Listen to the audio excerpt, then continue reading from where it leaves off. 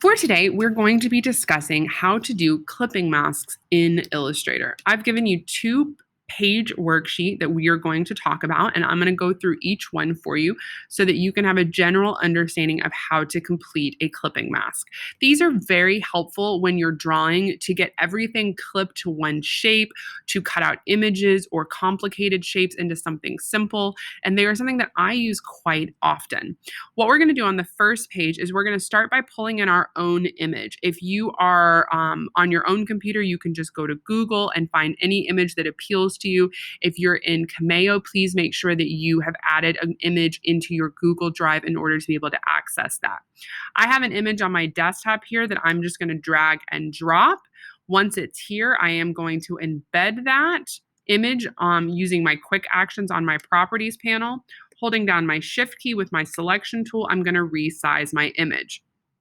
Now that is one way to add an image. The other way to add an image is to say File, Place. When the Place menu pops up, you're just going to navigate to that same image. You're going to say Place. It's going to come up with this kind of temporary option. You're going to click one time and then again, Embed, hold down your shift key to resize your image and add it to your activities box. Whatever image you want to use is fine. It doesn't really matter as long as you have an image to work with for this particular activity. I'm going to make 3 copies and just use the same image over and over. There's no real reason to change imagery. For the first one, what we're going to do is take a shape of any kind. It doesn't matter to me what shape you use, star, a polygon, a rounded rectangle, whatever it is that you want to choose. I'm going to use a rounded rectangle. And again, this does not matter what color your shape is, what it looks like. All that matters is that you have a shape that you are going to use as a cut tool or the template that you're going to cut. I like to think of this as something like a cookie cutter. So this is going to be my cookie cutter and this is my dough underneath it. And I'm going to use my shape on top to cut out my image correctly.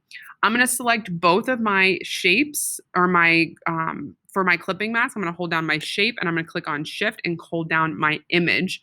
And then I'm going to make my clipping mask. I have added those directions here for you, but we're going to say Object, Clipping Mask, Make. And it's going to cut that image out of that shape that I put on. Now, as you see in my example, I have multiple shapes. Please be aware that in order to do multiple, you do have to cut it out multiple times. The thing about a clipping mask, and I'm going to go back and show you, is it's only going to cut out what's on top. So if I have 2 circles, for example, and I select all 3 at one time and I do my clipping mask, it's only going to cut out the most recent circle on top. So that's important to know. That circle is still there and it's still available to me. It's just not visible because it wasn't overlapping. The other thing that I like about clipping masks is you can change the mask once you've finished. You can go even into your layers panel once you're in isolation mode, and there's my ellipse that was my target, and I can actually change the shape of what was originally there. As you can see, now that circle is visible, but I'm going to delete that because I don't need it. And I can rearrange my mask. I can also resize my original image.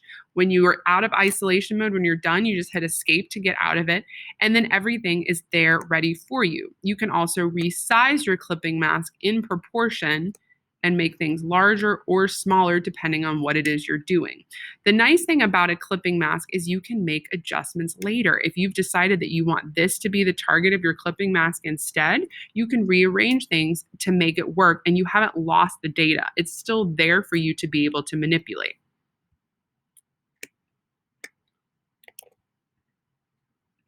The next one that we're going to do is the exact same concept. Instead of a shape, however, this time we're going to use a text box. So I'm going to go to my text tool and I'm going to drag a text box over my image and I'm going to type in the word Van Gogh since this is a Van Gogh painting.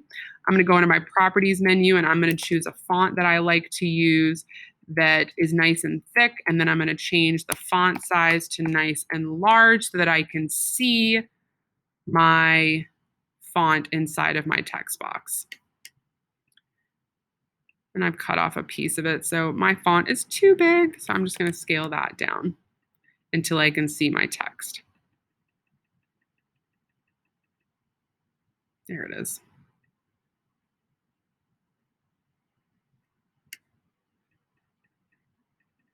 And again, whatever font you want to use is completely up to you, whatever font size you want to use. My best recommendation, though, is to ensure that you can see something through it. If you use a very thin font, you won't be able to see the image underneath it. I'm going to get these placed, and just like I did before, it doesn't matter. It doesn't matter about the placement because that can be adjusted later. You can make that decision. I have my image and my text box selected, and I'm just going to do exactly what I did before. Object, clipping mask, make.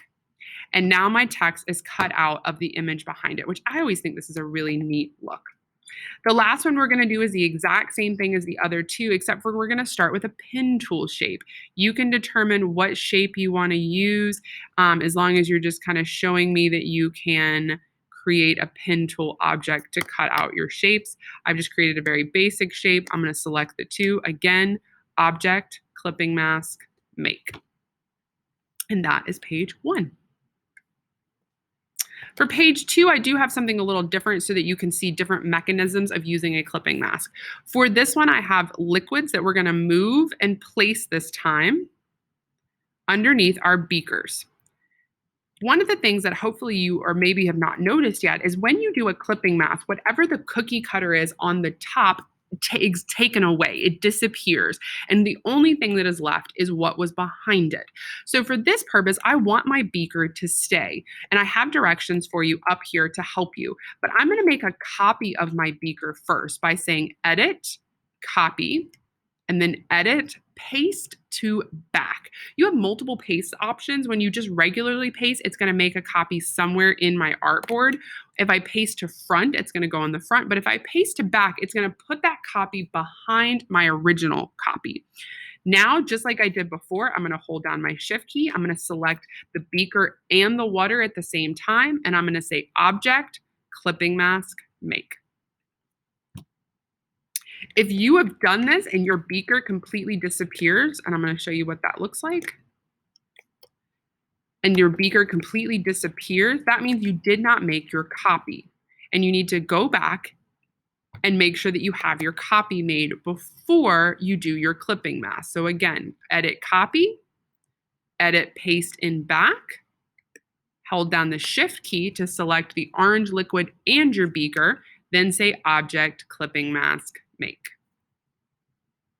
You're going to do the same thing for the green one. Remember, you can go in to isolation mode and adjust the orientation of the liquid and just hit shift to get out of that. The other nice gift you can do is you can actually release the clipping mask if you want to start completely over, and it will take away the clipping mask for you to be able to manipulate it separately or change things around. The last exercise is going to be down here with the Polaroids. I've given you the template here that you are going to use, and you're basically just going to place your template over this seagull boat image. The purpose of this activity is to show you that you can do a clipping mask with complicated objects.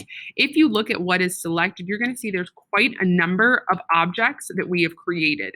And I want you to see how it doesn't matter if you have one object or you have 60 objects. A clipping mask works the exact same way. I have everything selected. I'm going to say object, clipping mask, make, and it's going to cut that out for me. I'm going to then take this and just drag and place this on my Polaroid here to be a part of my image.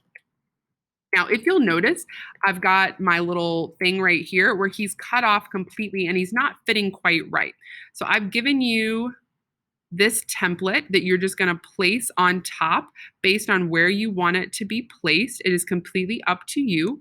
And just like we've done before, we are going to select our object. Now, here's the way I've done a little trickiness for you. For this one, it's called Mask Center. And it doesn't quite line up with my group correctly because the Polaroid image is in between here. This one belongs over here. So you have to make sure that you're very aware of what you're selecting. So you can't just click and drag, because if I had this selected as well, it's going to mask that at the same time and it's not going to be right. So you have to pay attention to your layers. Once you get your layers selected correctly, then you can say object, clipping mask, make, and then it will cut it out of your shape. So that's an important distinction to make. That is it for this worksheet, practicing your clipping masks. Excuse me. Hopefully you will find a lot of value for this. I use it when I'm doing more complicated objects and I don't want to have to maintain being very clean. I want it to maybe be a little messy on the edge. And then when I'm all said and done, then I will cut it out of my final shape. Make sure that you save your worksheet and get it turned in, and we'll see you later.